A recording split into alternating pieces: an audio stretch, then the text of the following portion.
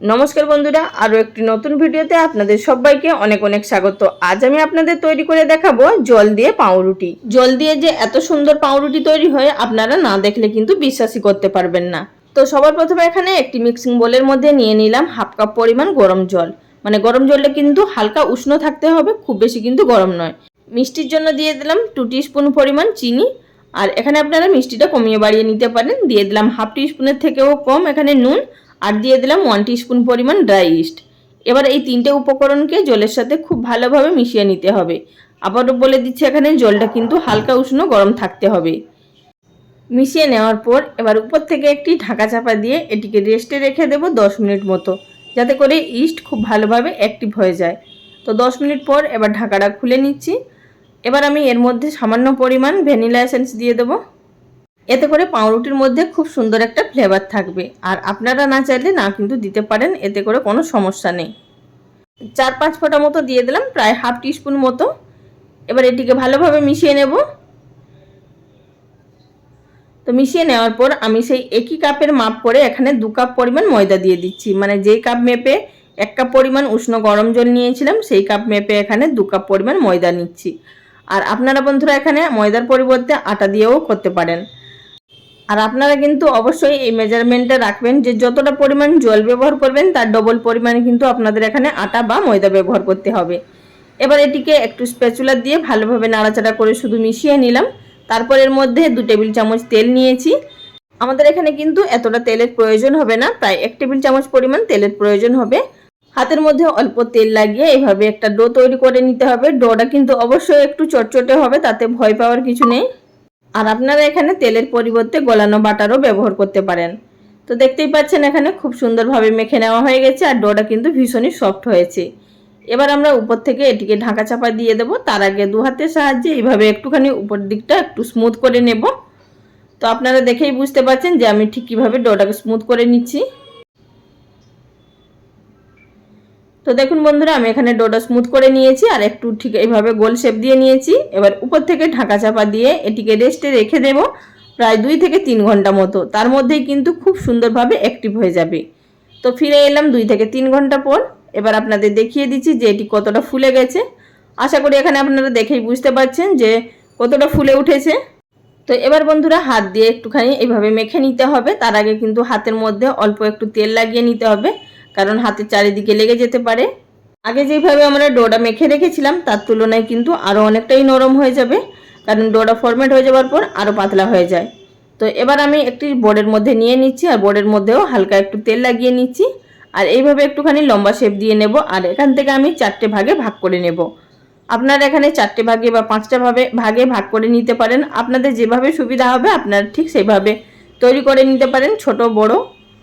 তো আমি এখানে 4টে ভাগে ভাগ করে নেওয়ার পর এবার আপনাদের দেখিয়ে দিচ্ছি যে এক একটা ডো আমি ঠিক কিভাবে তৈরি করে নিচ্ছি।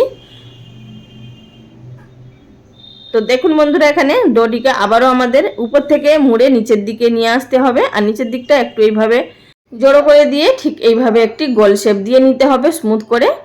সবগুলো ডো একই রকম পদ্ধতিতে তৈরি করে নেওয়ার পর অপর দিকে একটি থালার মধ্যে আমি আগে থাকতে একটি কাগজ কেটে সামান্য পরিমাণ তেল মাখিয়ে নিয়ে কাগজটাকে সেট করে নিয়েছি। তো এবার আমরা এক একটা ডো এর মধ্যে দিয়ে নেব। আমি এখানে 4 দিকে 4টে ডো বসিয়ে দিয়েছি। আর আপনারা যদি 5টে তৈরি করেন মাঝখানে একটা দিয়ে দেবেন। এবার এটিকে উপর থেকে ঢাকা চাপা দিয়ে রেখে দিয়েছিলাম প্রায় 3 থেকে 4 ঘন্টা মতো। তার মধ্যে কিন্তু খুব সুন্দরভাবে ফুলে উঠেছে। আশা করি দেখেই বুঝতে পারছেন থালাটা একেবারে ভর্তি হয়ে গেছে। এবার আমাদের বেক করে নেওয়ার পালা। তার আগে কিন্তু আমি উপর থেকে সামান্য পরিমাণ কর্নফ্লাওয়ার এবং দুধ মিশিয়ে একসাথে গুলে উপর থেকে ব্রাশ করে নেব, যাতে করে হালকা হালকা উপরের কালারটা একটু চেঞ্জ হয়ে যায়, মানে একটু লালচে ভাব আসে। আর আপনারা যদি এখানে ডিমের কুসুম ব্যবহার করেন তাহলে কিন্তু খুবই ভালোভাবে ডার্ক কালারটা চলে আসবে। কিন্তু আমি এখানে যেহেতু নিরামিষ তৈরি করছি এর মধ্যে কোনো রকম ডিমের ব্যবহার করব না। তো উপর থেকে সামান্য পরিমাণ কর্নফ্লাওয়ার এবং দুধের মিশ্রণটাকে মিশিয়ে নেব, মানে এইভাবে একটুখানি ব্রাশ করে নিলাম। এবার আমরা চলে যাব এটিকে বেক করে নেওয়ার পদ্ধতিতে। আর দুধটা ব্রাশ করার সময় কিন্তু হালকা হাতে দুধটা ব্রাশ করবেন। তবে বেক করার আগে আমি এখানে উপর থেকে সামান্য পরিমাণ কয়েকটা তিল ছড়িয়ে দিচ্ছি, সাদা তিল। এটা কিন্তু সম্পূর্ণ অপশনাল, আপনারা ইচ্ছে করলে দেবেন, না ইচ্ছে করলে দেবেন না। এখন অপর দিকে একটি গ্যাস ওভেনের মধ্যে আগে থাকতে একটি কড়াইয়ের মধ্যে স্ট্যান্ড দিয়ে 5 থেকে 6 মিনিট মতো হাই ফ্লেমে ফ্রি হিট করে নিয়েছি। এবার এর মাঝখানে বসিয়ে দেব পাউরুটির থালাটা। তবে কিন্তু দেওয়ার সময় অবশ্যই একটু সাবধানে দেবেন, যেহেতু কড়াটা গরম আছে, হাতে ছাঁকা লেগে যেতে পারে।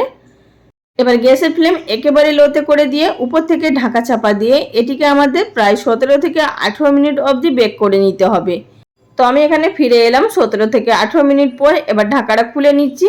আর যেহেতু এখানে উপরে সারফেসটা এখন একটু ড্রাই হয়ে যায়, তাই আমি এর মধ্যে গলানো বাটার ব্রাশ করে নিচ্ছি। আপনারা অবশ্যই এখানে গলানো বাটার বা মাখন বা যে কোনো কিছু একটা ব্রাশ করে নেবেন। চাইলে আপনারা সাদা তেলও ব্রাশ করে নিতে পারেন, তবে কিন্তু খেতে অতটা ভালো লাগবে না। আপনারা এখানে গলানো বাটারই ব্রাশ করে নেবেন, তো তাতে করে উপরে সারফেসটা কিন্তু ভীষণই সফট থাকবে। আর আমি ব্রাশ করে নেওয়ার পর আবার এটিকে ঢাকা চাপা দিয়ে রেখে দিচ্ছি যতক্ষণ না ঠান্ডা হয়ে যাচ্ছে। তো ঠান্ডা হয়ে যাওয়ার পর এবার চলে এসেছি আপনাদের সামনে এটিকে নিয়ে। এবার আমরা এটিকে ডিমোল্ড করে নেব। তার জন্য আমি একটি স্প্যাচুলা নিয়ে নিচ্ছি আর এই সাইড দিয়ে একটুখানি চেপে ছাড়িয়ে নিচ্ছি। এতে করে কিন্তু পাউরুটিটা খুব সুন্দরভাবে থালা থেকে বেরিয়ে আসবে। তবে সামান্য একটুখানি ছাড়িয়ে নিলেই পুরোটা হাত দিয়ে টেনে দিলে বেরিয়ে আসবে। আশা করি দেখে বুঝতে পারছেন কত সুন্দরভাবে থালা থেকে ছেড়ে এসছে। এবার পেছনের যে কাগজটা আছে সেটিকেও আমি বের করে নেব। তো বন্ধুরা, ভিডিও চলাকালীন ছোট্ট একটি অনুরোধ, যদি আমার চ্যানেলে কেউ নতুন দর্শক বন্ধু হয়ে থাকেন আর ভিডিওটি দেখার পর যদি আপনাদের ভালো লাগে, চ্যানেলটি সাবস্ক্রাইব করে নেওয়ার অনুরোধ রইল। আর যারা অলরেডি আমার চ্যানেলটি সাবস্ক্রাইব করে আমার পাশে আছেন তাদেরকে অসংখ্য ধন্যবাদ। তো বন্ধুরা, আমি দেখুন এখানে কাগজটা ছাড়িয়ে নিয়েছি। এবার আপনাদেরকে আমি পাউরুটিটা ছিঁড়ে দেখিয়ে দিচ্ছি যে এটা ঠিক কতটা সফট হয়েছে আর কতটা ঠিক ভেতর থেকে স্পঞ্জি হয়েছে। আশা করি আপনারা এখানে দেখেই বুঝতে পারছেন যে পাউরুটিটা ঠিক কতটা সফট হয়েছে এবং পারফেক্ট তৈরি হয়েছে। তো বন্ধুরা, আপনারাও বাড়িতে অবশ্যই একবার তৈরি করুন, তারপর আমাকে কমেন্ট করে জানাবেন আপনাদের কেমন লেগেছে। বন্ধুরা, আপনাদেরও এই পাউরুটি একদম পারফেক্ট হবে জল দিয়ে তৈরি করলে।